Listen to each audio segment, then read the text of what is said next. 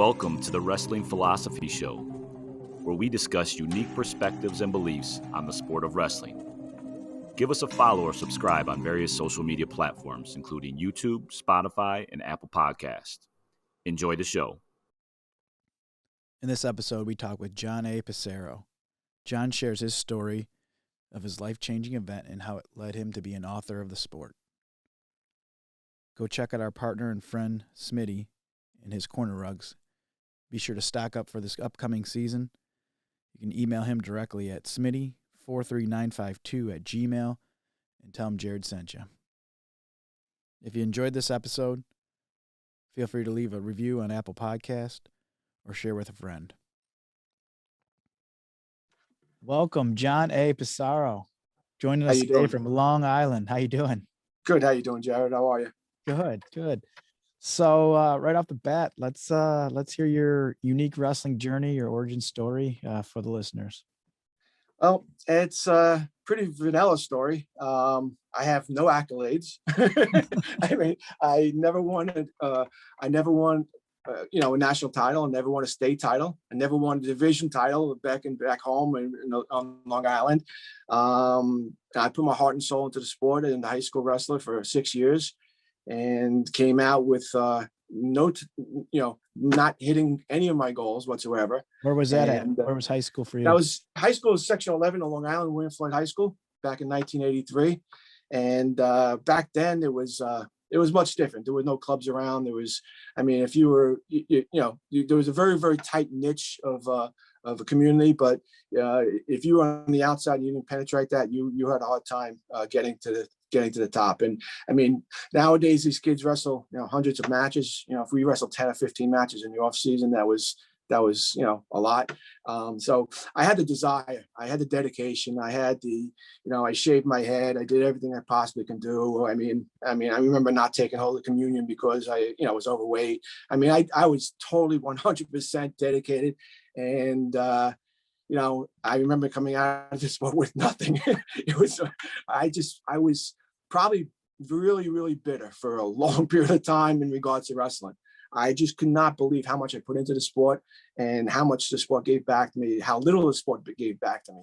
And, I vowed my kids would never wrestle. I just didn't want them to experience the pain that they experienced, how you could put, 100% into yourself into something, and not get anything back out of it. And that's the way I looked at it for a long time. I actually looked at it for like 26 years. And one day, 26 years later, I had some adversity in my life, and I realized how much the sport had given back to me at that time. And what the sport teaches you, it teaches you how to fight. It teaches you how to have unbreakable will. It teaches you how to ignore the odds, and it teaches you how to face an opponent that's bigger than yourself, and not just compete, but try to come out and win. And the adversity I had in my life is that at the time, back in 2009, I had a 19-year-old daughter who come home from college. She's just going back to college, came home one day from work, and came in, went upstairs, basically said goodnight. And, we hear a thump, upstairs, and we had no idea what it was. So me and my wife, who were watching TV at the time, basically, thought it was something outside. We checked the garage, we checked the car. Nothing, everything is fine. We thought someone might be breaking in or whatever the case may be, but we hear this thump, and we do it like everyone else does. You listen for another thump, and if it happens, and you get a little bit more agitated, but if it doesn't, it goes away, it's fine. So we're at the point where we were, nothing else happened. We didn't hear anything else, so we thought everything was fine, and until we hear a second thump, and that's when. That's when right away my wife ran up the stairs and knew what it was.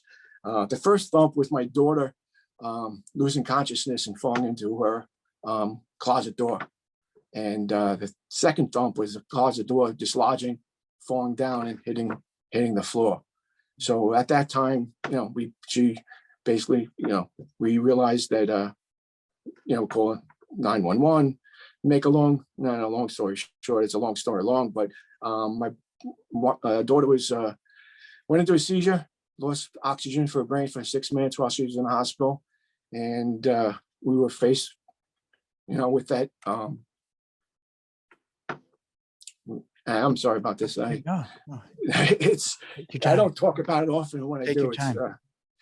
so when we're faced with this, realization, not the realization, the doctors come out to us and basically said, there's no brain activity. And, we want you to prepare. They said, have you ever heard of Karen Ann Quinlan? And right away, I said, not good. So I obviously knew who Karen Ann Quinlan was, and she basically said, we want you to prepare for a hard decision. We want you to realize that there's no brain activity. So that's when the fight in me came out. That's when the wrestling in me came out. And 26 years it took, but I realized how much the sport gave back to me, and gave me everything I needed to do. It put me in motion, put my mindset, ignored the noise, went to work, did everything I possibly can do. I believed when nobody else believed. I always thought, the biggest thing I'd ever get out of the sport would be stepping on a podium for, a couple minutes, sit there, and everyone wants to go for a state title. Everyone wants to go for a state championship, and you work 6, 7, 8 years in order to get there. And when you don't get there, you're like, what the heck was this all for? It's like, that's a total waste of time. It's like, you think that the outside reward is the one that you're looking for, the reward that you're seeking on the outside, the state title, you're looking for the accolades, and little do you know that the reward is on the inside that wrestling gives you. So, at that time, doctors basically said there's no hope, there's no brain activity. And I went into my daughter's room, and I started talking to her, and while I was talking to her, she may had some movements, and a monitor was beeping up, and I realized that I said one thing to her. I said, listen, if you got to give me a sign that you got to give me a sign to what to do. And as I was talking to her, I said to her, if you don't give me a sign, I'm going to check your body for tattoos. And she knew I wasn't really a fan of tattoos. And the monitor started beeping, and it started going up higher, and it started to get louder. And the nurse there was like, I guess she doesn't want you to see her tattoos. I'm like, what are you talking about? I had no idea. My daughter used to sunbathe outside, and she goes, well, she has this tattoo right underneath her, right under a breast, and it said, every breath is gold. Wow. And I'm like, you know what? All right, I got my sign. And so that was it. I just started fighting. I just started doing everything I possibly can do, started believing when nobody else believed.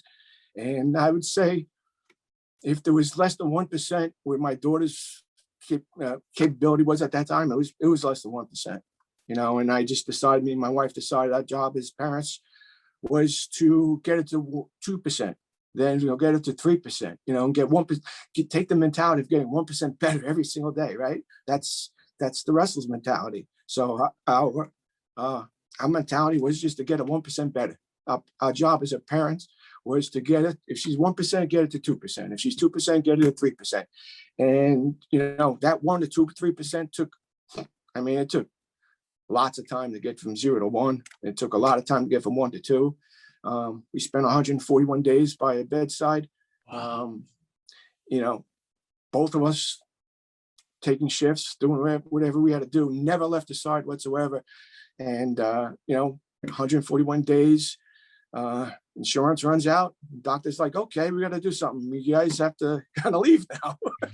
So what nursing home do you want to take it to? I'm like, the nursing home? What are you talking about?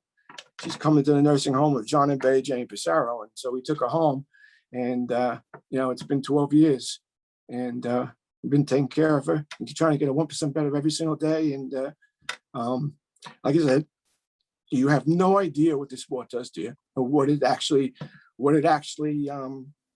implants in you. The fight, just the having an unbreakable will, looking at the fact of insurmountable odds, coming back, never getting pinned. There's so many lessons in the sport that about 6 years into taking care of her, I started to wanted to write about it. And my wife is totally against it. I mean, she's like a very, very private person, and I just had to write about it. And I don't ignore her very often, but this time I ignored her, and I started writing about it anyway. And I just was really glad that it went out and it touched a lot of people in regards to the people in the wrestling community, and in regards to just believing and fighting and never giving up. And and realistically, the main thing is, family, the people behind you and the people around you. It's just, doing anything and everything it takes to accomplish your goal. And that's what wrestling built in me. And it's, sometimes it's it's difficult, but wrestling is difficult. That's the way it works. And I could guarantee you one thing: if I didn't wrestle, I would never have been able to handle that. There would have been no way. Right. So insurmountable, I'm sure. It's what wrestling teaches you. We talking off air.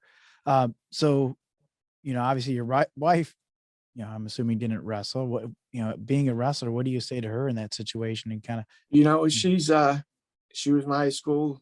We went out together in high school, so she went through the wrestling season with me. So she was a wrestler. We always say a wrestler's spouse. I mean, she was around wrestling all her life with me, and she knew that mentality. And I mean, she's just a saint. I mean, it's just the amount of work that goes into we have two goals, and we basically wanted to live and love life, and we didn't want this to affect us. We know that when you lose, I don't want to say lose a child, but when you lose a child, about 80% of the people get divorced, and they just need something change, or life got to start over. So we wanted to live and love life. We didn't ever want that to affect our family, and we wanted to take care of and cure our daughter, and we wanted to do both at the same time. And one without the other was just unacceptable. We could live and love life, but if we didn't cure and care for and cure my daughter, it just wouldn't happen. If we would have cured and cared our daughter and not loved life, we needed both.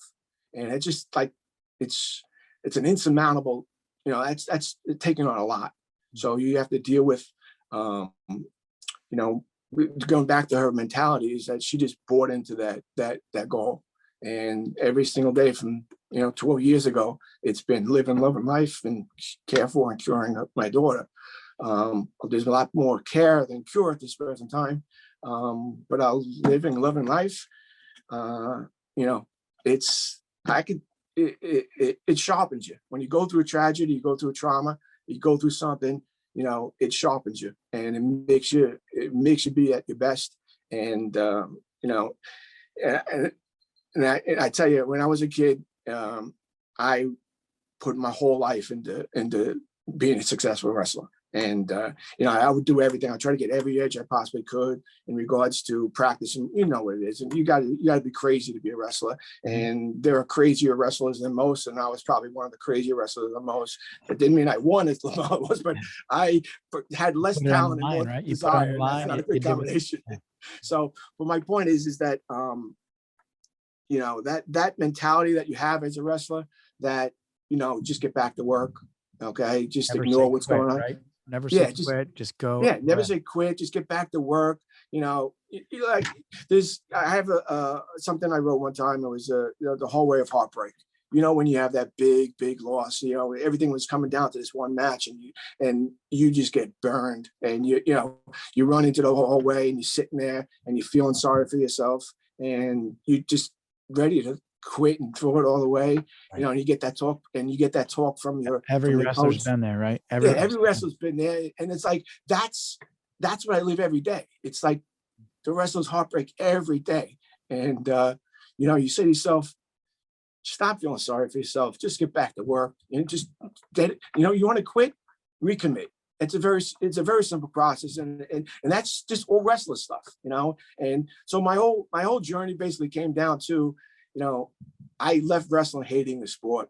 I mean, never realizing, never thinking that the sport gave me anything in return. I mean, I thought it took everything from me. And in the end, it gave me everything I needed to. And I say it all the time now is that, every person who wrestles has their own specific journey, has their own unique journey. And it's designed exactly for them.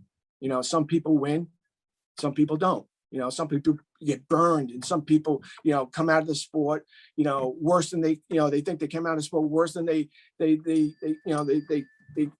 went into it. And, but if you really pay attention and you really, really peel back the onion skins, it's designed exactly for you. It's designed to give you exactly what you need in life.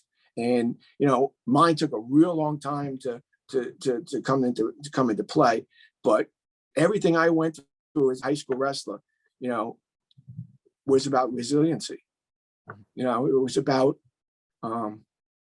never quitting. In regards to everything I did, I said to myself, what did I get out of it? And I realized that everything I got out of it was on the inside. It built every character that I have inside my body.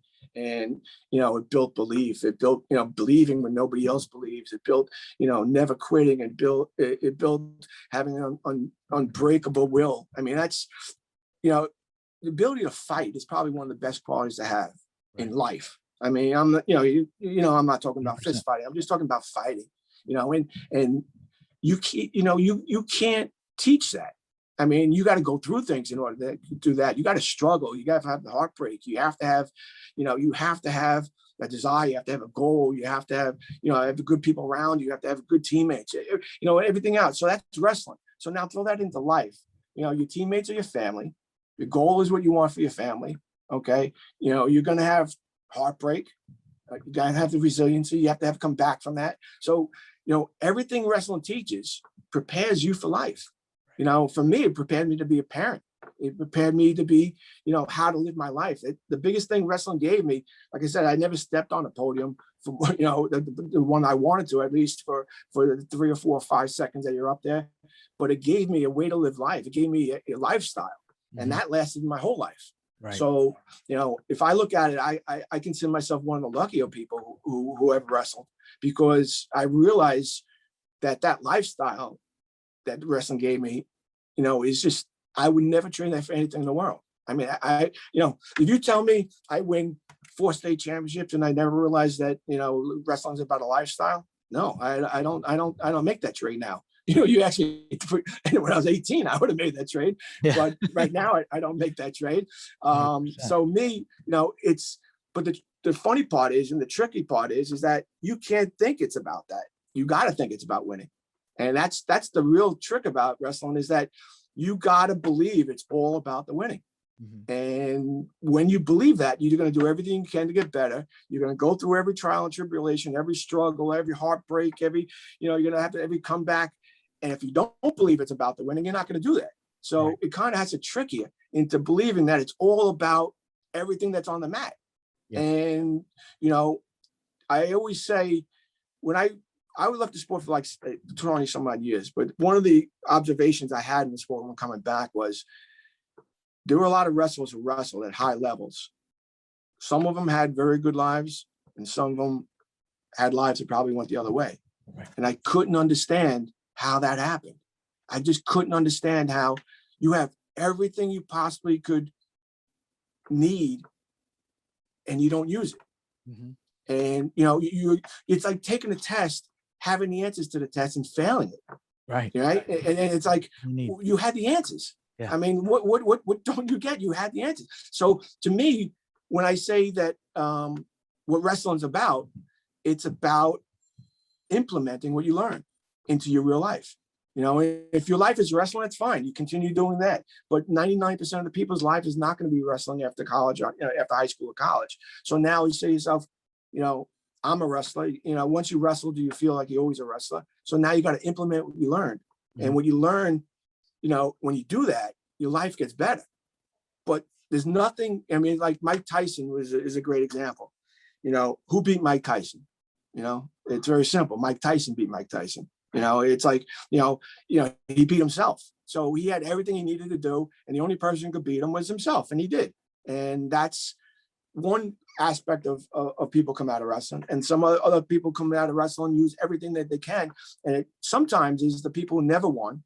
Okay. And it's weird. It's some weird. And then there's the real winners on there with the guys who got the accolades and understand what it's about. And those are the people who are supreme winners from the sport. And they're very, very few. And, those are your great coaches in wrestling. Those are your elite, coaches. They understand that it's about winning and it's about life. And it's when you have that double combination, that's just, you're going to make an impact on people's lives. For sure.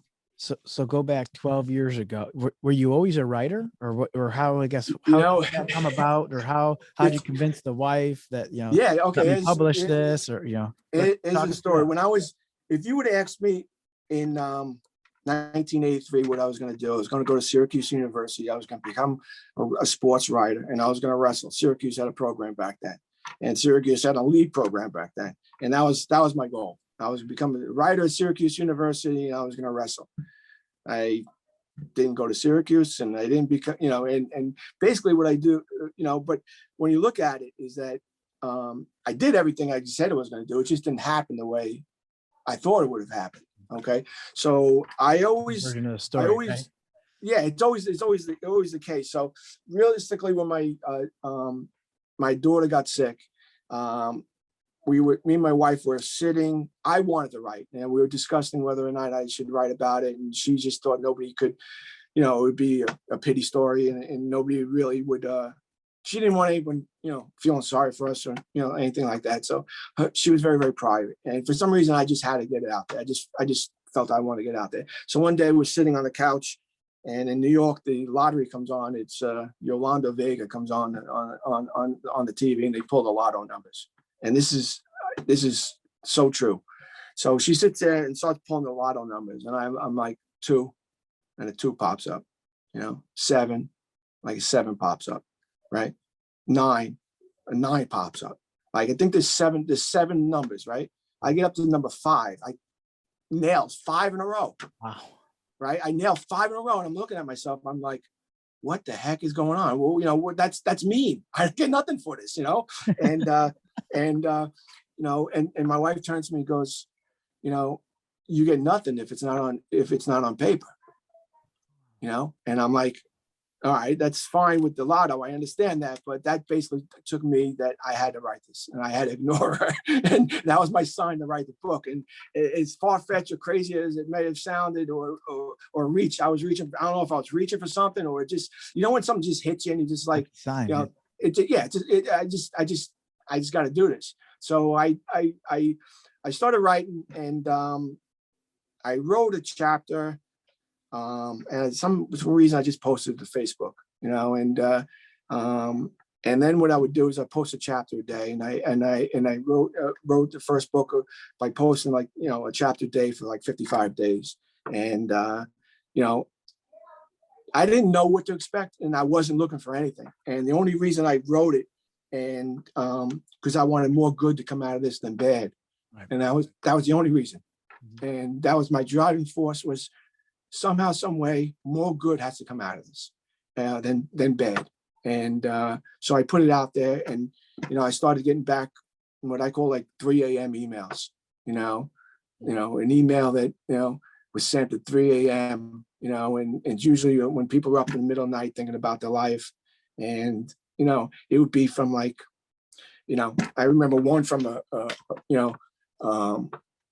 there's so many of them, but there was like one from a Marine at 3 a.m. telling me that, he appreciated the me motivating him and what I've done for him. And I'm saying to myself, this is a Marine saying what I've done for him. It's this guy, right? But it's like, come on. It's like, so I used to get back a lot of these heartwarming stories, and and that was my reward. And they always came back at a time where I needed them the most. Oh, wow. It wasn't like, listen, I've probably it's been 12 years times just say 300 days, almost 4,000 days. I mean, I'm up and down every single day. So it's like 4,000 times I'm up and 4,000 times I get down. So it's like every day you're up and down. So there are times that you get down and you got to deal with it. And, sometimes it's hard. So, but I always found that I always got one of these 3 a.m. emails telling me about, what I wrote, how it was a sign for their life, what they needed to do, or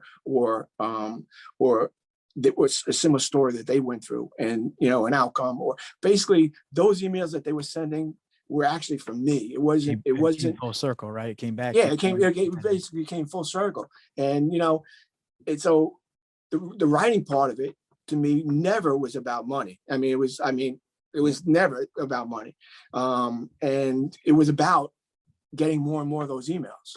That's what it was. It was like when I realized that, somehow something I wrote touched somebody else's life and somehow made an improvement on their life, some ways, in some form, that was, to me, was beyond a reward. And so it just kept me going, it kept me writing more and more. And, I met so many people. I met so many people in this sport based on those, the initial writing. There's one that stands out. There's a kid, Jackson. His mom was posting to Facebook that, he only had one goal in life. He wanted to wrestle like his brother, but unfortunately Jackson couldn't wrestle. He was, 9 years old at the time, and he had cancer. And, and she just had one wish, and that wish was she wanted people to send him a birthday, some sort of birthday card in the mail, or somehow, some way. And through my writing, I was introduced to her and realized that, that kid got over like 3,000 birthday cards. No way. He got shirts and gear, and the wrestling community just absolutely took him in and did everything he possibly can to make his birthday like that year was just unbelievable. And it was just the most touching thing I've ever seen. And fast forward a few years later, and you find out that he goes to the doctor, and the doctor gives him permission to wrestle. And it's just like the story was just like, it's just an amazing, amazing story. I'm fast forwarding along, and a lot of heartbreak in between, and a lot of stuff that the parents had to go through. But just to see that and be able to say, just to hear those type of stories, what wrestling's about, and people's struggles, and it, like I said, I could tell 100 stories like that. Right. So the book that I wrote, my greatest reward from it is meeting the people, and hearing the stories, and seeing how, I want to say, sport and, wrestling people are just a great family. It's just, tell a funny story. It's not really funny, but to tell a story. Before we got into wrestling, I had two sons, and we played, I coached them in baseball we were as serious as we were in wrestling. We were as serious at first in baseball, and took them from like 8 years old to 13 years old, 5 years. And, it was great. It was absolutely awesome time. But they reached a point where we were playing a team sport, and everyone started becoming an individual. Mm-hmm. Right. And it was a team sport, and we had ordinary players who did exceptionally well as a team. They got success as a team, and then they branched off and started becoming very individualistic. And I'm saying to myself, if I'm going to be if we're going to go individual, let's go into an individual sport. Right. So we transferred over to wrestling at that time. I got dismayed about the fact that there was a team sport, a lot of people became individuals. So when I get into wrestling, I'm expecting it to be an individual sport. And it was so much more. You realize there was so many individuals that were great team. The individual sport taught me so much more about team than anything else that we had in baseball. Great. And it was just unreal. Not only, is it a community, not only is it the fact that who's on your team. I mean, you're basically, obviously your teammates are on your team, your mother, your father, your parents, your supporters, your brothers, your sisters, your coaches. If one of those people don't support you the way, that they have, your success is not going to happen. I mean, it's a total team sport, and there's nobody out there with you. But I guarantee you that if you don't have all the aspects of that team lined up all the way through, like I said, your siblings, being able to be right. Yeah, right. You're not going to be anywhere where it is. So it was just ironic that we went from a team sport that turned individuals to an individual sport that taught me more about team. That's awesome. And it was the most ironic thing. And when that happened, I'm like, this is just a great community. I mean, it's just a fantastic. People do anything. They could be rivals for you. They could be, you could be going against them, but they all know what it's about. They all know the hard work that goes into the sport. They know they all know the sacrifice, and it's just a mutual respect that you just can't get anywhere else. And it's just a fantastic community. So my reward has been really finding people, not finding people, but having people, meeting people that in this community, they're just fantastic people. Just absolutely 100%, great people. And so that's been my reward for writing the books. That's awesome. No, it's definitely, it's a unique sport, and it's, I think we're all blessed. We get more out of it than we could ever imagine. The more we learn more, every day of, wow, this is what I learned 10, 20 years ago or 10, 20 days ago. We're consistently learning from the sport. So, you start writing, and you have, what's the process? You mentioned you put it on Facebook first and kind of, or do you handwrite it, or what's your process in writing? And you have several books, correct? I'm sorry? You have several books. Yeah.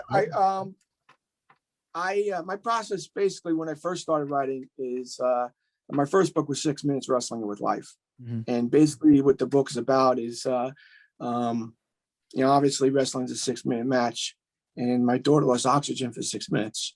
Mm-hmm. And so it was like the dichotomy of dealing with both at the same time. And that book is about me and my wife's goal of living a loving life and care for and curing our daughter. And that one without the other is unacceptable. So we spent, 6 months, 7 months in a hospital and in a care facility. One of us there at all times, but we also had a family to take care of. And at that time, my kids were just a few years into wrestling, and we had set goals that we wanted to achieve, and I was just unwilling to, put their lives aside, and I needed both. I needed to do both. I needed to care for my daughter and cure her, but to live and love life. So the live and love life part, I threw ourselves into wrestling, and and at first I felt really, really guilty for doing that. And when this first happened, my kids were, Mike Patrovich was Hofstra coach at this present time, and we were taking private lessons with Mike Patrovich, and we did that for a few years. And we were, a few days after this happened, we go to that private lessons, and you can just see that something was a little bit wrong. And so he says, what's going on? And my son looks at him like, what are you going to say now? What are you going to, how do you explain this? So I talked to Mike, and he basically said, hey, listen, I was at Hofstra when Tom Ryan's son died. And, the sport helped him more than anything at that time. And, it was just, he just basically showed me, he told me to watch a few videos. He told me, to listen to him. Now I'd seen Tom. He had come into a high school a couple of times. Our high school coach was a former roommate of his at the time. Right? So he came into a high school, but at the time I had no idea, what had happened. I thought he was the most dynamic speaker I've ever heard. And it made it even more dynamic knowing the backstory. And I mean, to be able to live and love life, when that happens to you, it takes a special, it takes a special person, takes a special thought process. Right. So I kind of attached onto that. So I basically, so when Mike explained that to me, he says you should listen to a lot of Tom's the videos, and a lot of times I think Flow was just starting back then, so we had a lot of stuff back then. I listened to everything. I just went over and over and over and over and listened to it, and the more I listened to it, the more it gave me the like with Alan Bannister. When Alan Bannister broke the 4-minute mile, nobody did that. So you just kind of need that it's possible type of deal. And once he broke the 4-minute mile, thousands of people have done it. Everyone, and all of a sudden, 4-minute mile now is not insurmountable. So he was my Alan Bannister. He was my, it's possible type of deal. So, it was a fact that, just threw ourselves into wrestling. And the living, loving life part was pure wrestling. It was just, unfortunately, I'm an obsessed person, and we just became obsessed with it. And it was my main focus and my main goal was to make sure my kids lived, I want to say, as normal of a life as you possibly can. And so the writing part of it, basically, the first book was about those few years, okay, and how we were able to, I want to say live 2 lives, but live 2 lives, caring for and curing my daughter, but living and loving life. And that first book was when my son Maverick won a state title.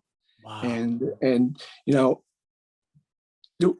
hard it is to win a state title. I mean, it's difficult. A lot of things have to go right. It's like everything has to go right. Everything. You could be the best.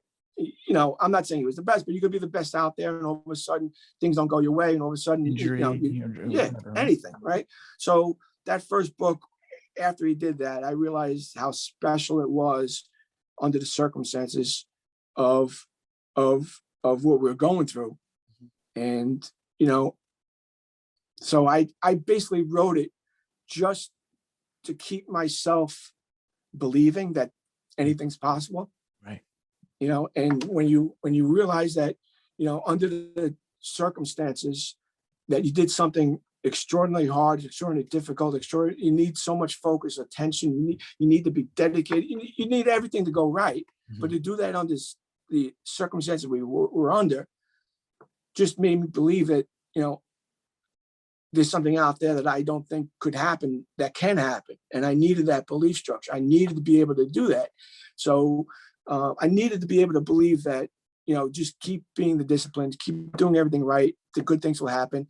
And that was just a confirmation to me that, just to continue doing what we're doing. So that first book was about the struggle during those few years. And like I said, dealing with the fact that we were taking care of my daughter, but also Mav was able to win a state championship. The second book I wrote was called Again. And,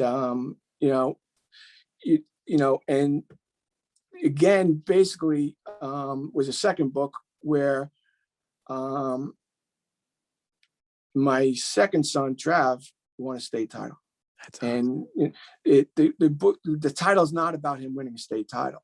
Okay, the title, when you look at the title, he's like, well, this guy must be full of himself, again, he did it again, type of deal. It had nothing to do with that whatsoever. Okay, what it had to do with is that my daughter, a week before my son went in, a week before his county tournament, which is to qualify to go to states, my daughter had a second bout with meningitis, and she had 3 brain surgeries. And we were going through it again. Mm-hmm. And when, he won his qualifying tournament in section 11, on top of the podium, jump off the podium. You gotta jump off the podium. You can't even take pictures because, we got to get back to the hospital, and so when you're doing that and you go through it again, you're like, so the second book is about virtually doing it again, going through the same experience again. And, there's one saying in there that about that book is, when Rocky was fighting, I forget what his fight was. When Rocky was fighting, who was Rocky's rival? The one who died? Ivan Drago or? No, not Drago. Apollo Creed? Yeah, Apollo Creed. When Rocky was fighting Apollo Creed, right? And Apollo, after the match, Apollo Creed says, "You're not getting a rematch." And Rocky's like, "I don't want one." He's like, basically saying that second book was about that. When you realize you're in a fight for your life and you have to do it again, it's like you realize how much goes into it. You realize like how much pain, struggle, everything that goes into it. You realize like it's hard. It's harder, right? Because what you're getting, the anticipation makes it worse, right? That's actually 100% true, because the first time you almost have like blind faith. I'm just going to do this, right? And then the second one, you realize what you had to do, and you realize what sacrifices you had and what you gave up. And I say, like I said, my wife is a saint. I mean, a lot of people would say, they'd do anything for their kids, and they do. But, under the circumstances, my wife was told my daughter would have no brain activity. She would not be normal at all. And there was less than a 1% chance of her surviving. Now bring it down to who would give up their life in order to make those odds better. And, she did that. So she gave up and listen, she takes care of her 24 hours a day. I mean, we all do, but I'm saying she takes care of her 24 hours a day. Most of it falls on her, right? Yeah, most of it falls on her. And, it just takes a special person in order to give up your life for somebody else. And so again, was about that. The book again was about the fact that, you understand what you're up against, and now you got to do it again. And the special part was, I'm not here to talk to about my son's winning a state title, but it plays into the writing where, under the circumstances, just basically the fact that, it's hard to wrestle. Okay, it's hard to wrestle, and the harder it gets, the better you become. And that's what wrestling brings out in you. The beauty is, listen, if you tell me that they probably had to go through their senior year, their championship year, and didn't go through what they went through, I don't know if they would have won. I don't know. Okay. But I do know, because of it, they were more disciplined, more focused, more obsessed, whatever you want to say. And that's basically how life works. Right. A lot of times you go through life and you don't have any struggles, you don't have any situations, and you kind of, pass time, but when you go through something, I call it the, life-changing event club. I'm saying, if you ever experience a life-changing event, you look at life differently than you would if you didn't have a life-changing event. That's what's right on your website, right? Right. Yeah. Right at the top, right? When 2009, life-changing, when you joined that club, it changed everything. And if you ask me, I would give up anything for the circumstances to be different for me to join the club, but I would never change being part of that club. Because when you have a life-changing event and you combine that with wrestling, and you have the disciplines, and you have the disciplines of wrestling and how it teaches you to have a lifestyle, your perspective is just so different. And it's you almost feel blessed for what you went through. And it sounds strange, but it's an absolute 100% truth. You become better. You just you have to. You like climbing a mountain. Have no time for. There's no glory, no thrill just being dropped on top of the mountain, or getting a forfeit to win a state. If you got forfeits to win a state title, that didn't mean anything, right? Doesn't mean anything, right? Yeah. Exactly. So the fact that the small wrestling success that they had in high school was there, and writing the book, it was about the fact that circumstances don't matter. I mean, they really don't matter. What matters is what you do and where you go from those circumstances. And you always have resources to pull from. And you can sit there and feel sorry for yourself and gloat and do the wrong thing and deteriorate your life and go the other way. Or you could kind of discipline and focus in and use it. It's like fire. Fire can either burn your house down or can heat your house. And you got to choose which one it is. And, when you choose to use fire to heat your house, you get you get 1,000% more benefit. I mean, you have to use, you have to respond to what happens to you in your life, and you can choose. It's your choice. I mean, what happens you can't control, but what you can control is the way you respond to it. And, to have that perspective does a lot of things. It really, really opens. It just, like I said, my thing right now is that I have two ideas of greatness. Okay. To me, there's outside greatness, and you do everything you possibly can for that reward. It's in wrestling, it's always the title, the state championship, being the big opponent or whatever the case may be. But if you don't have inside greatness and you have outside greatness, that comes crumbling down. Real quick. I mean, real quick, it comes crumbling down.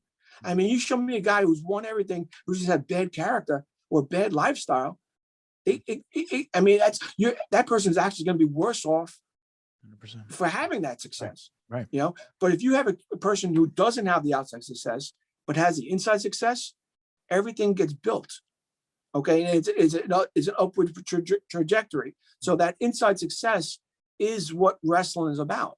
It's about building that inside success, but you have to do that by trying to get the outside success. It's a weird process, but the holy grail is having both. Is having the inside success and the outside success, and that's very, very difficult to do. And you never have it all at once. Maybe you have one at one time and the other at another time.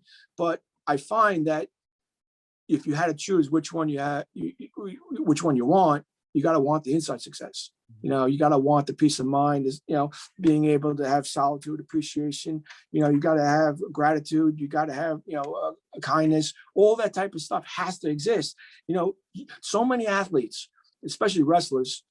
Well, I know wrestlers because it's the sport we were in, who leave this sport, and it's just a big void. Mm-hmm. I mean, it's, I think this culture puts so much at such a young age into having success that their lives, they're wrestlers. Mm-hmm. I mean, they're professional wrestlers. That's their identity, right? It's their identity. It's their identity. And then there reaches a point where that identity doesn't exist anymore.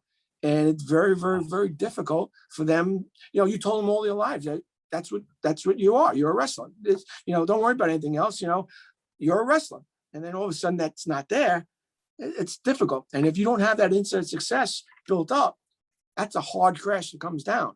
So you got to be able to build that inside success along the way. And if you don't build that inside success along the way, do not make their life or identity as being a wrestler, because that goes away. Right. Okay. You have to be able to make their life to being a good person. And when you're a good person, you could be whatever you want. But I mean, that outside success, a lot of parents, like I said, listen, I've made every mistake as a in the book as far as being a sports parent. Listen, I've done it all, but I've also learned from it and made adjustments along the way. And I would like to think that I would know a little bit more now than I knew when I first started. Right. So, the biggest thing is your goal is to build a good person. That's your goal, right? It's not to build a state champion. It's to build a good person, So if your pursuit is a state championship, you're going to learn things along the way that is going to help that person become a good person. That's great. But if your pursuit along the way is not to build good stuff along the way and become a state champion, you did that person no favors whatsoever. I mean, so your they're job, worse off. Yeah. What's that? Yeah, they're worse off. Right. They're worse off. So your job as a parent is to do both. You got to do both, and it's difficult to do both. It's difficult to build a real perspective as a parent sometimes, or all the times. Everyone's going to make mistakes, but all right, I did a bad job today. Let's get better tomorrow at it. Right? Yeah, let's get better tomorrow. And the whole idea. I mean, there's so many parents who, well, I myself, like I said, you concentrate on the goal. You concentrate on the outward goal, and there's so many people who leave the sport whose parents did a great job of getting them that inward success, right. Okay, the inside greatness, and they don't have the state titles or whatever the case may be, but they built very, very good lives for their kids, and they taught their kids the great disciplines along the way. So, this sport is just, I always said, people say it's the greatest sport in the world. It just took me 26 years to realize why. And when I did, I look back at it in awe, and I look back at it and realized that, it's just nothing like it. There's not another sport out there like it. I mean, the people, first of all, you got to be crazy to be in the sport, and Yes. and then At least a little bit, right? At least a little bit. And then there's levels of craziness, and then to get to to be really good, you got to be at the highest level of crazy. And so it's a great journey. It's a great sport. The people are just in my opinion, the community is just the greatest community out there. To be able to put a book out there on a few, then to go back to the original question is my process of writing. So basically what I would do is my first few books were memoirs. It's just basically what I went through. Okay. So there was four memoirs that I put out there. First two were kind of wrestling related. The last two were kind of more about the universe and, just kind of intuition universe and why things happen and that type of deal. But then I wrote a book called Wrestling Rules for Life. And the premise of that book was I kind of wanted to put everything I learned about the sport into one book, and all the little lessons along the way. And my feeling was there are a lot of wrestlers out there who leave the sport. And like I said before, there's a test, you have the answers to the test, and then you fail the test. And it's like, how did that happen? And like, you got to realize what the answers are. And everything you learn about the sport, and all the light lessons along the way, there's going to be a time in your life that you're able to use those. And, when I went through what I went through with my daughter, it was just amazing. Anytime that I needed something, I would just hear my coach's voice in my head. I just hear the lesson, be the first one back to the circle. It's like, get off the side of the mat. If there's work to be done, there is an open circle. Basically whenever I, coming up for a big match and I feel sorry for myself, I thought I worked hard enough, you look at it and your coach will look at you like, there's an open circle over there. You can do more, and you're like, I can, there's an open circle. And I just remember hearing in my head, when I was going through a hard time, there is an open circle. And, so you just, and that goes back to the value of a good coach. It's just like when you have a great coach, they have an impact on your life. I mean, it's 40 years ago that I'm hearing there is an open circle, in my head, but having a great coach, nothing impacts a kid or a youth or a person more than having a great coach. And, you always ask yourself, what makes up a great coach? And, there's so many different intangibles, and there's the main thing is that person has to care about that person. It doesn't get any simpler than that. And, care about, it can't be care about winning, that person winning. Okay. Because that's not a great coach. That's just, it's a good coach. I mean, you'll get a winning part of it, but he's got to be there for that person, at their worst moments, and fortunately my kids were blessed to have, a great coach in club coach. And, that, like you said, was not only about wrestling, but it was, about being there for them. Right. And, there's nothing more important than having a coach that you can't define, that does the things that need to be done to make him but show you that he cares about you as a person.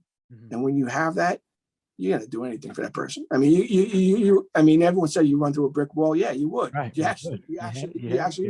would. And coaches like, how do I get that? You don't get that. You gotta show that. You gotta prove that. You gotta earn that. It's gotta be genuine. And when you have that, that's special. So, So is it, you mentioned, we briefly talked, is your coach the one that gave you the A, or what's the story with the name? Yeah.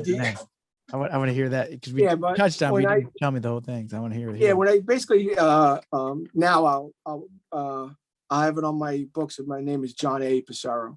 And I've never been called John A in my life in regards outside of wrestling.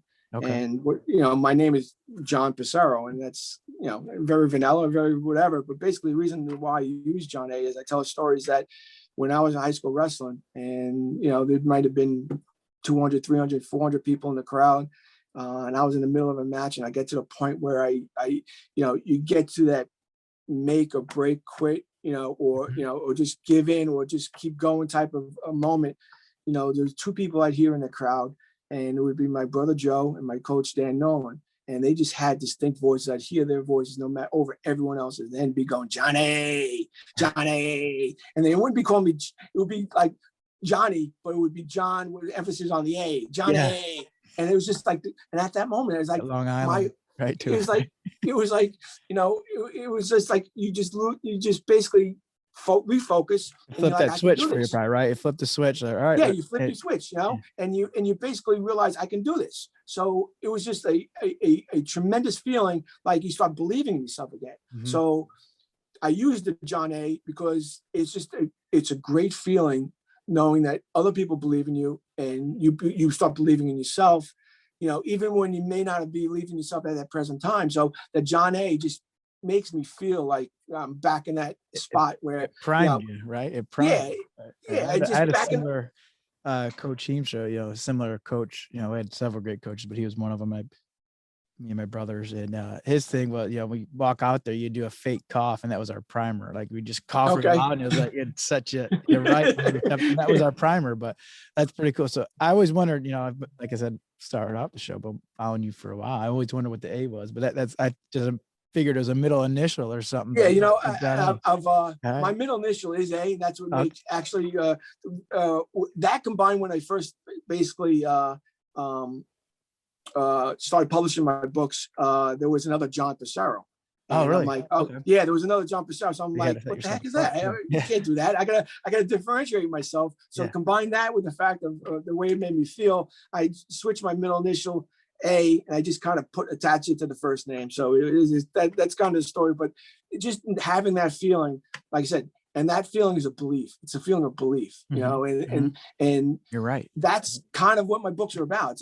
It's about belief, and I just felt it was a great, it was a great attachment on my first name that made me feel that kind of what the writing was about. It's about belief, even when it's about, people have belief after confirmation.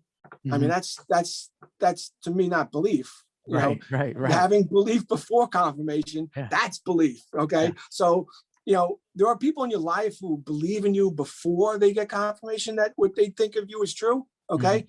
Those are the people you got to have in your life. Those are the people you got to keep in your life. Around, right?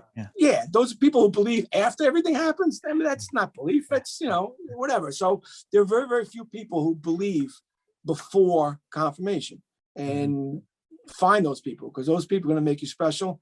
And when you have that, when you do find them, don't ever let them go, because that's, it could be a mother, you could be a father, it could be a coach, could be a friend, it could be anyone. And it may not be those type of people. It may be somebody you're not even expecting. But, when somebody has belief in you before what they think is who you are is actually true, then that's special, So you working on a book right now, or what's anything in the works? Yeah, I'm working on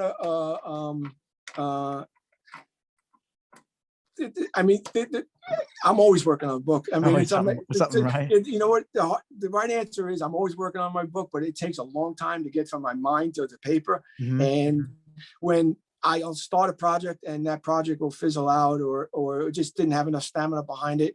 But when a thought stays there for a while, that's the one that you got to kind of work on. So I have a couple of those in my mind right now. But my problem in my past has been I've always kind of said it first, and then when it fizzles out, I'm like, okay, that's not a good thing. So I'm not saying what it is. Okay, because I want to prove it first, because I've learned that when you say it first, I'm not a good person with time frames or deadlines, and so when I do that, it just puts. You got to feel it, right? You can't force it. Yeah, you got to feel it, right? You can't force it. So what I used to do is I say, okay, this is what I'm going to do, and then I'm forced into doing that, and the creativity goes away. And so what I'm doing now is that I'm not making that mistake again. That's all right. No, that there's works. always something in my mind. There's always something I want. I tell you one thing. There is one story that I want to. I haven't revealed, and there is one story that I want to get out there. Mm-hmm. And I was watching Flow the other a couple months ago, and it's actually the Brett Metcalf situation. And have you seen that one? Yep. Yeah. Very good. Very good. And there's one line. What keeps coming back to me when I know it's something I need to write about is that it keeps coming back to me, and it's been months now. I've been watching this many months ago when it first came out. Right. Yeah. And when Brett Metcalf was told that his brother died, mm-hmm. right, and his initial action was, of course, he wasn't surprised at all. Right, he wasn't surprised, right? And I want to write an article, of course, off course, right? Because he realized his brother was off course, and it wasn't surprising to him. And he said it was off course. So, that's obviously, you knew about that. I just think it's I have a hard time writing about it because I don't want to write about somebody else's tragedy. That's the hard part. That's what's kind of stopped me from writing about it. But I think there's such an important message in there 100%. That, we have so many people in our lives that we know or could be going off course. And I know him and his family did everything they possibly can do. And sometimes, that person's just not listening. But there are so many people who can listen, okay? If we just reach out and they're there for them and get them back on course. We just can't ignore things that we see. And it could be a person, who is 0-50. It could be a state champion. It could be anything. And there's no separation between, when I say addiction or anything else, it has no bearing on the accolades of a wrestler. Right. And there's so many people in this sport that he says, if what I would do now is I would just put my hand around that person, my brother, and just say, I'm kind of here for you, because what he did, didn't work. He went after him basically, he's intense or whatever. Mm-hmm. And he said, what I would do now is just put my arm around him, and say, let's do this together. Right. And I think that message kind of needs to get out there more than it. I mean, obviously it was in Flow, but I think that just when I see something that needs to be magnified, that's what inspires me. That needs to be magnified. That there are so many people out there who need to have their hand put around them and say, let's do this together, because we can't waste one more person. No. All it takes is one conversation, one arm, one, like the emails you're getting, right? That sometimes, your posts are hitting somebody this way and it's hit another person who totally different way. And if they're emailing you, they're taking time out of their day to email you, then you must have hit them, in the right spot, and it must have touched them in a special way. So that's awesome. So I mean that Flow, there was like a 5-minute period of time that he was talking about that, and it was just like, it was, to me, it just doesn't leave my mind, and it's something that somehow, some way, I'm probably going to do something, either post or something, but when I realize something is important, it keeps coming back to me. And that, I think that is really, really important. I know his brother, like I said, was a special wrestler. Oh yeah. And, both. Yeah. Both. But, just to see his initial reaction of saying, of course, it just, got you surprised at first, and it's like, right, here's where he's coming from. It's like, okay, but you're right. Right, people exactly. need to hear that. Right, your initial reaction is like, you're surprised at first. You're like, oh wow, he's he has this aura of being very, very intense or whatever. Is an initial surprise, but then you reach, he became very human, very vulnerable, and he basically talked about it, and it's everywhere. So it needs to have a little spotlight on it. And I think the reason I say this is because I always had this belief that wrestlers took care of themselves. If you're a wrestler, you took care of yourself. You believed in your body. You believed in putting into your body was your body's a temple, and you had that type of belief. But not always that then not always the case. And unfortunately, as wrestlers, we're intense. We're an intense group. We're very, very obsessive, and we have some character traits that can go bad. And I think there are a lot of young kids who need to have that arm put around them. Right. And Too stubborn to ask for the help sometimes, right? Right. We've been doing Yeah. it on our own. We're tough, right? We're wrestlers. We Yeah. can do this, and some things are bigger than ourselves, right? Like you mentioned. Yeah. You learn. I mean, it goes. I mean, there are a lot of very, very good wrestlers who were able to get away with things for a long period of time because they're just that talented.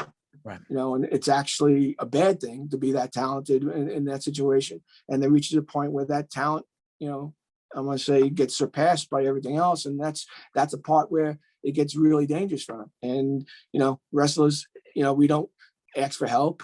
We're strong. We can do it. We can do it on our own. We can, you know, we can overcome anything. And sometimes these kids can't. And it's just something, like I said, but to go back to your original question, that's something I want to write about, because I think there's it keeps coming back to me. The only thing that stopped me from writing about it, like I said, is referring to the Metcalf tragedy. I just have a hard time.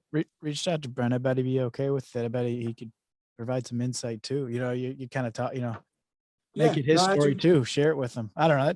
That's a good idea. And we have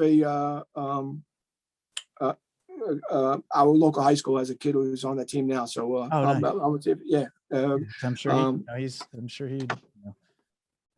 Story I might do that with other families, and you know, like you said, all it takes is one arm or one conversation. So, yeah, I'm looking forward to hearing. I'm looking forward to reading that. Like I said, I'm following everything you put out for a while, and it really it's something unique in the sport. You know, usually we're not ones to talk or write, and that your approach is just it puts thoughts into words, right? These wrestlers, you know, are thinking these things, like you read what you're putting out there, and it's like, this is, you know, every wrestler's thought this or went through it, and it's amazing. So I appreciate that. And it's we live in a world of YouTube 3-minute, you know, clips. Yeah. And you know, always have this in the back of my head. Well, I try to use other areas of I want to say social media, but I'm a writer. I mean, it's as simple as that. You're a good one too, man. I use it. Use your gift. That.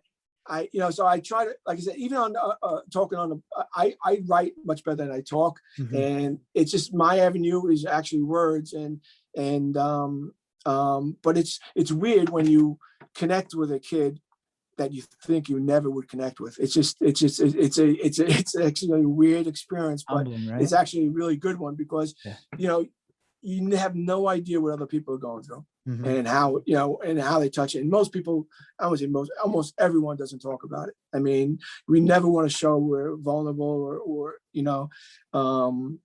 going experiencing through something, and, you know, we feel it's a sign of weakness or whatever. I break down talking about things, and one goal I had coming onto this podcast was not to do that. But you just, you know, you don't know how it, I mean, when I talk about it, it hits me. It's been 12 years and it hits, you know, and it hits me hard. And so when I'm able to put my words out there that somehow resonate with somebody else, and it makes them feel something and helps that person, like I said, I think that's just the greatest reward for doing for writing. And it's going back to my wife not wanting me to write. She realizes now that it has helped people. And tell her thank you for, you know, allowing you to do it, whether you're going to do it or not. But tell her thank you, because we wouldn't be having this conversation. You wouldn't be connected with all these people across the country. It's sort of, it's very cathartic. It's very, very cathartic, because you know, and the other thing it does, and I really, if people ever wanted to write, and I would definitely value it, because, you know, they say you should write for somebody, right? When you're writing, you should write have somebody in mind, right? I never knew that somebody would be me, you know, because often I would go back and listen or read my book. Like I said, I'm not coming across like whatever, but I would come and read my book and hear exactly what I would need to hear at that time. Right. But it would be written like 4 years ago. And it would be amazing, like saying, I actually was like 4 years ahead of myself, knowing what I would need at that time. But And you it, need to it be just, right now, it this just, moment. yeah, so realistically, I have one person that I write for, and I listen to what is inside of me, and I don't know why it's inside of me at that time, or why it's coming out, or what it needs to be, why I'm doing it. But I guarantee you, somewhere along the line in the future, I'll find out what it is. And when I write something, it's weird because sometimes you write and like nothing really good comes out, and sometimes you write and you're like, all right, that's pretty good. And when that time happens, you kind of know there's going to be a point later on that's going to have meaning for that. Sometimes it takes 27 years to figure it out. Yeah, Sometimes exactly. It takes a long time. So, I would, and I found that a lot of my writing would be so, I want to say serendipitous or synchronized with my life. It was just unreal. I'd be working on a problem at a certain time, and at the same time, like something would happen in wrestling that would just like give me the answer. And I'll just tell you a real short story. There was a point in the time where my daughter was to give you an update, my daughter right now, she's still non-mobile, she's still non-verbal, but she has personality. She knows what's going on, and she can smile. She can, I know she hears us, she can feel, you can see a smile, you can see a personality. So awesome. It's been a really long journey, but we got to the point now where, like I said, you can see she has a personality. So there is a long process, and for the longest time we had such a long plateau, and you're like, what is this plateau? What is going on? I mean, we put in all this time, it's just not worth it anymore. And those are the five most deadliest words alive. And, it's not worth it anymore, and when you hear that, that's like, it's over. There's nothing you can do. It's just not worth it anymore. You just, as soon as a wrestler says it's not worth it anymore, they're just not going to wrestle anymore. It works that way. So, you get to the point of like, is this worth it? And it's just like, I've seen nothing over a long stretch. And it's just like, what is going on? And at the same time, that night, I get a text. I text, this was a few years ago, I text a parent of a kid who I was following, coaching a little bit. And, when I do coaching, my son would do the actual physical coaching. I do more of the mental side. So I do more of the mental side.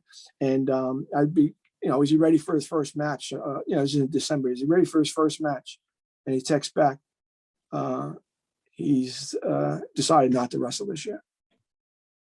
I'm like, yeah, okay, sure. Okay, right. Okay, who's he wrestling? No, I'm really serious. He's decided not to wrestle. He says he's done all this work and has gotten nothing out of it. He's had this plateau, and he's put in 5 years and he's absolutely gotten nothing out of it, and he's decided to quit. And this is like 10 o'clock at night. I'm like, I'll be right over. And he goes, you sure? And then when he said he's sure, I knew he lived like 45 minutes away. So he gets there I get there at 10:45 at night. I said, what are you talking about? You're going to quit? And he goes, talk to him, because talk some sense into him, So I sit down and talk to the kid, great kid, hard worker. He's one of these guys who's had in the early youth worked really, really hard. And he was at the unfortunate stage where you do all the work and get no other rewards. And, in our club, we were just getting unbelievable results at that time. I mean, guys getting D1. I mean, guys getting scholarships, guys, winning state at the title 3, 4, 5, 5 state titles in a row, just had phenomenal success. And he got to the point where he did all this work and got nothing. So he's like, it's not worth it. It's not going to happen for me. So I talk him.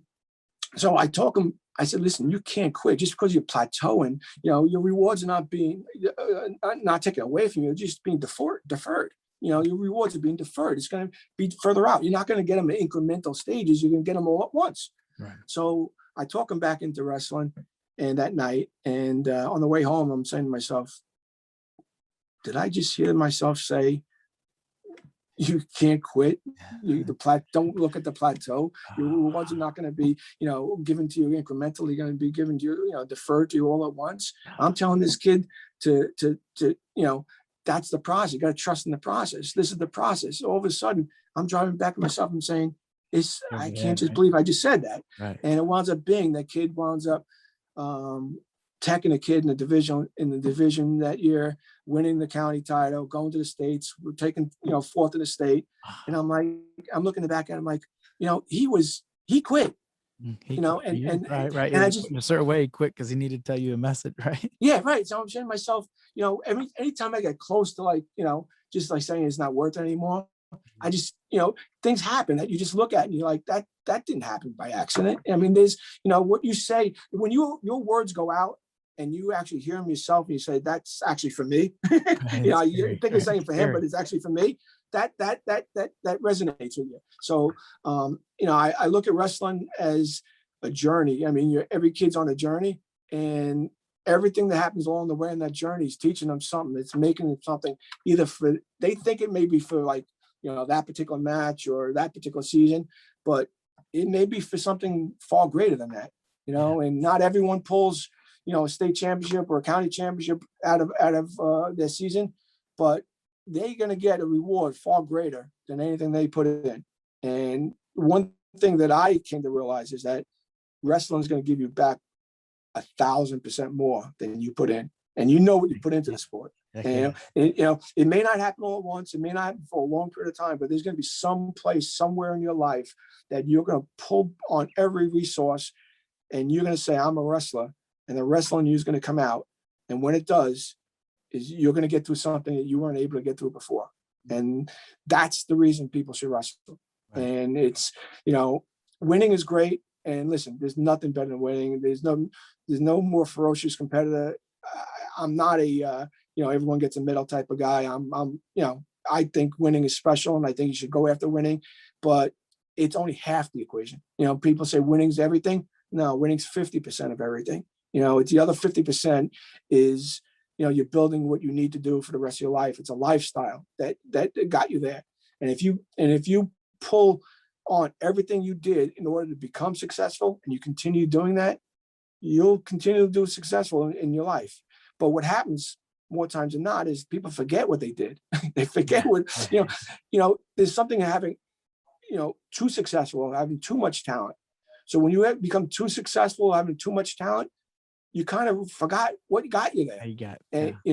And it's, you see it so often, and, you get a situation where a kid, and that's your most dangerous, I'm gonna say, prototype of a wrestler. Mm-hmm. A guy who has so much success that people don't want to interfere or say anything or kind of re-guide that person back doing what's right. They won 3 or 4 or 5, 6 state titles. I mean, obviously they know what they're doing. Obviously they got everything in control. Obviously they're doing everything right. There's always but they're not. Right. But sometimes they're not. And sometimes, and that's what gets me back to the Brett Metcalf story, is that sometimes they're not. And you can't just let it go unrecognized. And when you let it go unrecognized, you don't like the ending. Okay. So you got to stop that ending before that. I don't care how many state titles they won. I don't care how many, whatever, when you recognize something's not right, you got to correct it. Right. And that's kind of like, you got to utilize everything you learn in wrestling, and, everything matters. Everything you do, everything you say, everything you put into your body, everything matters. And, leaving the sport is difficult for these kids.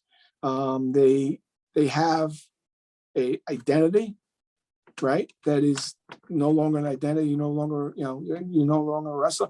I mean, as parents, we do everything we can to make sure that they have a great career, have a great success. We go everything where they need. We clear the path. We do everything we possibly can do to make sure that they get to where they need to go. And we may be doing damage by doing that.